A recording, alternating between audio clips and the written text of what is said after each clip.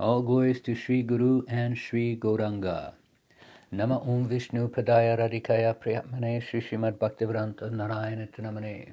Namo Vishnu Padaya Krishna Prishtaya Putale Srimate Bhaktivedanta Swamine Namane.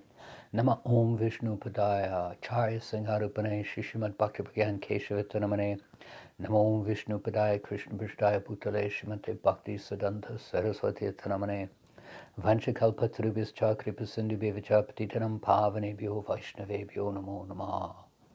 Namo Mahavadanyaya Krishna Prem Pradayate Krishnaya Krishna Chaitanya Namne Gurudeva Namaha. Jaya Shri Krishna Chaitanya Prabhu Nityananda Shri Vedagadadhar Shivasari Shri Gaura Bhaktarinda. Hare Krishna Krishna Krishna Hare Hare Hare Rama Rama Hare Hare.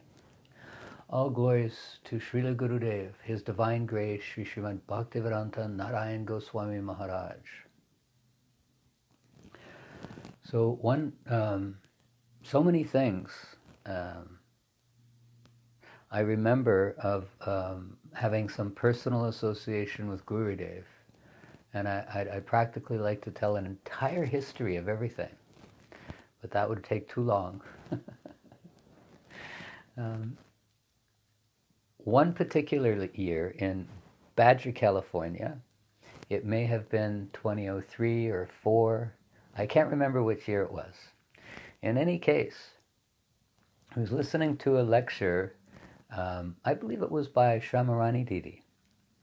And during that lecture, she was speaking about how we should always wear tilak, that Srila Gurudev was always insistent upon this.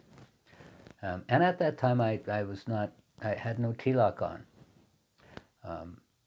So I had tilak in my pocket, so I thought, let me go and get some water and put on tilak on my forehead. So as I was going to get water, I left immediately from the pandal, and I was going immediately to get some water to make tilak to put on my forehead. As I was going down, right in the, behind the pandal is a small valley, and as I was going to the washroom area to get water, I looked down, and I saw this one sannyasi, older sannyasi who I'd never seen before. And I was thinking, who is that sannyasi? I've never seen him before. So I was looking, and suddenly it's Gurudev, and he's just down there alone. Not alone, but with a photographer who was taking pictures of him. The reason I didn't recognize him is because Brajanath Prabhu nor Madhava Maharaj were there. So, I didn't recognize who he was. When I did recognize, I thought, oh my goodness, I gotta run down there. However, I thought, no, first I have to go put my tilak on. So I went and put tilak on my forehead, and then I went running down. And yes, the photography session was going on. So the photographer, I went and sat right in front of Gurudev, and I turned around and said to the photographer, I'm okay sitting here. He says, oh yes, I can see past you. The camera's getting Gurudev. You're fine. So I was sitting right in front of Gurudev, and these pictures were being taken. The photographer was saying like, okay, Gurudev, now stand up. Okay, Gurudev, now put the garland on. Okay, now Gurudev, sit down. And, so many different positions and poses. The first thing that struck me was generally when I saw Gurudev, he would have Sripad Madhava Maharaj and Srimad Brajanath Prabhu on either side of him. And he was holding on to them and walking very slowly and these things, maybe 85 years old or something. But in this particular case, stand up, Gurudev, okay, now sit down. He was moving like just so limber, like, like a 20-year-old. So that was one thing that I was surprised me. It was quite incredible. So then these pictures were going on, and at first I was the only one there, but then more devotees were discovering this was going on. So they kept coming down, more and more devotees. And at one point, who knows, maybe there was 20, 30 devotees there. Then Gurudev says, the next picture I want on that side. being that with us. So everybody wanted to be the one beside Gurudev, so there was so much pushing and shoving and all these things going on. It's so funny, and Gurudev, he's noticing this kind of commotion going on. So he was, be still, quit making so much, ruckus and everything. So then he turned around, and with his danda, he started to push devotees and saying, "Go home." And then he was pushing devotees. He started swinging his danda, and with both hands pushing devotees.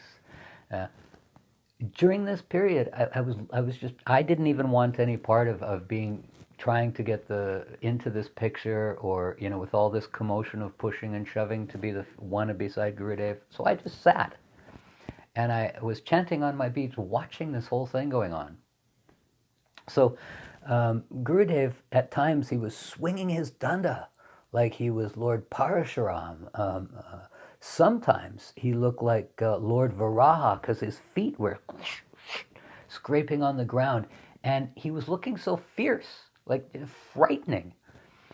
Devotees were running. It didn't matter if they lived this way or that way or the other. They had to go in that direction, in one direction, which is opposite direction from Gurudev, because he was swinging his danda. He was pushing devotees. I remember one devotee, Shamala Didi. She fell, boom, right on her backside on the ground. And she looked so disturbed, but because it was all coming from Gurudev, she rose up back on her feet and was in bliss. I noticed this thing.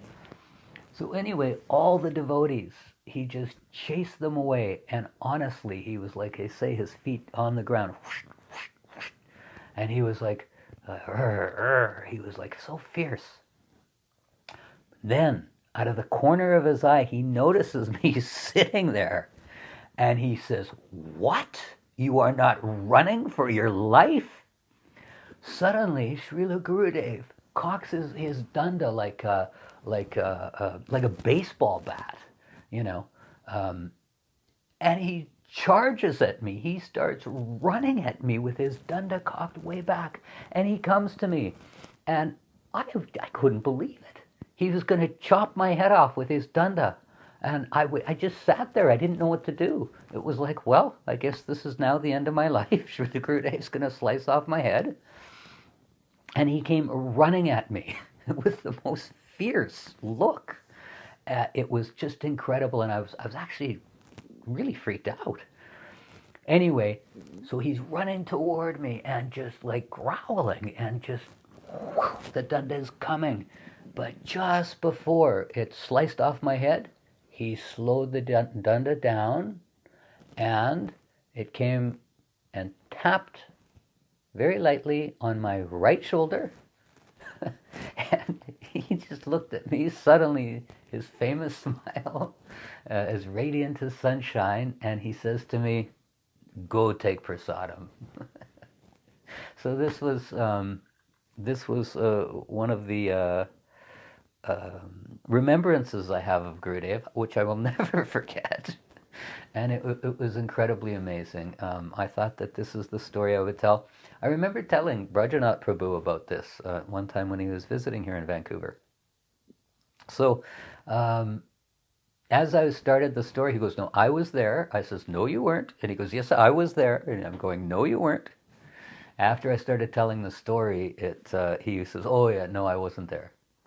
But in the beginning, this is why I didn't recognize Gurudev, because not being Rajanath Prabhu, not being there, Anyway, it's just an amazing thing.